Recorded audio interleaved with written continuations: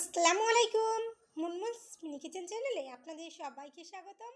আজকে আমি আপনাদের মাঝে শেয়ার করব ঘরোয়া উপায়ে স্বাস্থ্যকর পাকা কাঁঠালের জুস রেসিপি।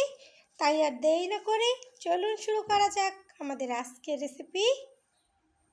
এখানে আমি কিছু পাকা কাঁঠালের কোষ নিয়ে নিলাম। এবার এগুলো থেকে আমি ভিতরের বিচিটা বের করে নেব। আমি কাঁঠালের বিচিগুলো বের করে নিচ্ছি।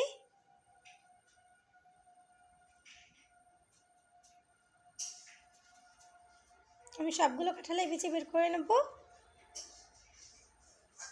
আমি সবগুলো কাঁঠালের বিচি বের করে নিয়েছি। এবার এগুলোকে আমি ব্লেন্ডার জারে দিয়ে দেবো।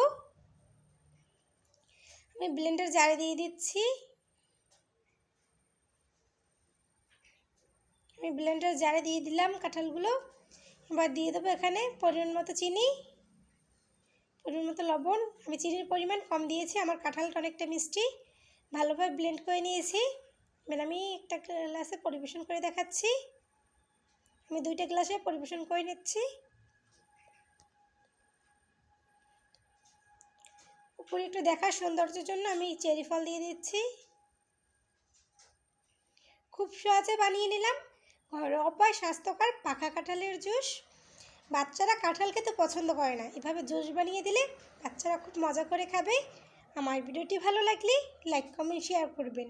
আমার চ্যানেল নতুন হয়ে থাকলে আমার চ্যানেলটি সাবস্ক্রাইব করে পাশেই থাকবেন। এতক্ষণ আমার সঙ্গে থাকার জন্য অসংখ্য ধন্যবাদ।